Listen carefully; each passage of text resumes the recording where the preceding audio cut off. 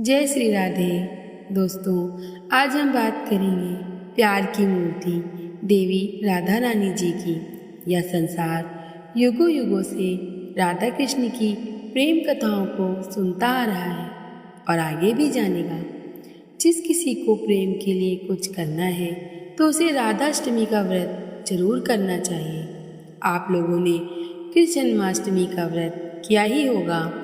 जिस प्रकार से हम कृष्ण जी की पूजा करते हैं, उनका व्रत करते हैं, उनके जन्मदिन को इतनी धूमधाम से मनाते हैं, वैसे ही हमें राधा रानी का जन्मदिन यानी राधाष्टमी धूमधाम से मनानी चाहिए। उस दिन भी हमें व्रत जरूर करना चाहिए। इससे कृष्ण भगवान भी प्रसन्न होते हैं। आज हम आपको राधाष्टमी से जुड़े व्रत के बारे में विस्तार से बताएंगे। यह व्रत कब है, कैसे मनाना है, कैसे पूजा करनी है, क्या भोग लगाना है और कैसे व्रत का पारण करना है। 2025 में राधाष्टमी 31 अगस्त दिन रविवार को है। यह व्रत बहुत ही सहज और सरल होता है। इस व्रत को करने से शीघ्र मनोकामना पूर्ति होती है। राधाष्टमी के व्रत के दिन सुबह सूर्योदय से पूर्व स्नान करके पूजा स्थल को साफ करके राधा रानी की मूर्ति अगर आपके पास है तो अति उत्तम है, अगर नहीं है तो आप श्री कृष्ण जी का भी श्रृंगार राधा रानी की तरह ही उस दिन कर सकते हैं। आपके पास अगर राधा रानी और कृष्ण दोनों हैं तो बहुत ही अच्छी बात है। आपको एक स्थान स्वच्छता से पीला, लाल, हरा वस्त्र जो भी आसन हो बिछाकर उसमें श्री कृष्ण और राधा रानी जी की मूर्ति को स्थापित करना चाहिए। उन्हें पंचामृत से स्नान कराना चाहिए, जैसे दूध, दही, गंगा जल, शहद और पंचमेवे। साथ ही तुलसी दल जरूरी है, क्योंकि तुलसी दल श्री कृष्ण को अति प्रिय है और राधा रानी जी को श्री कृष्ण अति प्रिय है। राधा रानी के बिना कृष्ण और कृष्ण के बिना राधा रानी की भक्ति अधूरी होती है। इसीलिए हमें तुलसी दल का प्रयोग राधा रानी जी की पूजा में भी जरूर करना चाहिए। आप तो जानते ही हो कि राधा रानी को नीले रंग के वस्त्र अति प्रिय हैं, इसलिए नीले रंग के वस्त्र ही पहनाना चाहिए और स्वयं भी पहनना चाहिए।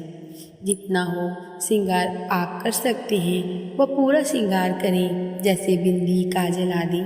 राधा रानी का भी और अपना भी जो भी आप कर सकते हैं वो पूरा श्रृंगार करना चाहिए। राधा रानी जी के 28 नाम का जाप जरूर करना चाहिए। दिन भर में हम फलाहार करते हैं। सूर्यास्त के समय हम व्रत का पारण कर सकते हैं, परंतु कुछ लोग अष्टमी तिथि का पूरा व्रत रखते हैं तो उनका पारण नवमी तिथि में होगा।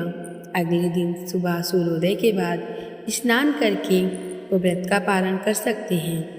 राधा रानी को अरवी की सब्जी और दही अति प्रिय है, तो हमें खीर के साथ साथ अरवी की सब्जी और दही जरूर बनानी चाहिए। ये जाने इस दिन से जुड़े व्रत कथा के बारे में। राधे कृष्ण मंत्र जपते आप लोगों ने देखा होगा, इस नाम जाप की महिमा निराली है। इस कारण त्रिदेव भी इनको भजते हैं।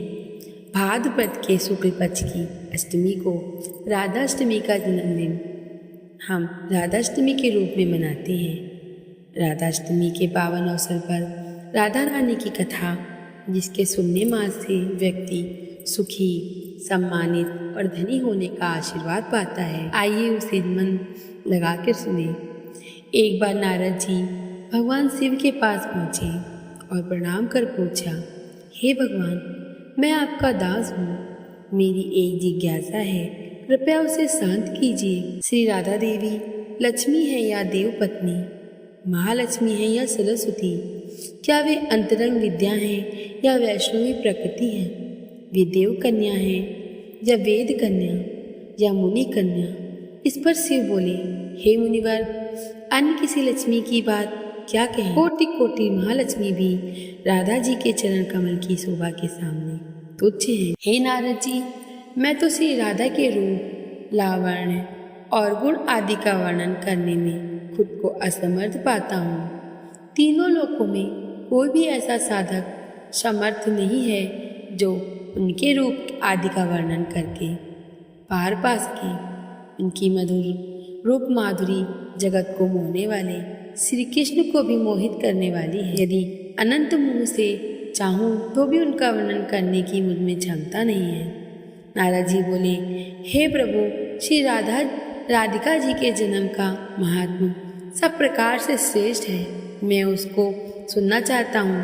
हे भगवान, सब व्रतों में श्रेष्ठ श्री राधाष्टमी व्रत के बारे में मुझे बताइए। इस पर शिव जी ने बताया कि वृषभानुपुरी के राजा वृषभानु महान उदार थे। वे महान कुल में उत्पन्न हुए और सब शास्त्रों के ज्ञाता थे। अरिमा, महिमा आदि 8 प्रकार की सिद्धियों से युक्त श्रीमान धनी और उदार चेष्टा थे। वे संयमी, कुलीन, सद्विचार वाले भगवान श्री कृष्ण के आराधक थे। उनकी भार्या श्रीमती श्री कीर्तिदा थी। वे महालक्ष्मी के समान भव्य रूप वाली और परम सुंदरी थी। वे सर्व विद्या और गुणों से युक्त कृष्ण स्वरूपा और महापतिव्रता थी। उनके गर्भ से ही भाद्रपद की शुक्ल पक्ष की अष्टमी को मध्यकाल में श्री वृंदावनेश्वरी श्री राधा रानी राधिका जी प्रकट हुई थी। तब से ही इस दिन को राधाष्टमी के रूप में मनाते हैं। आपको हमारी कथा पसंद आई है तो वीडियो को लाइक शेयर जरूर करें। धन्यवाद।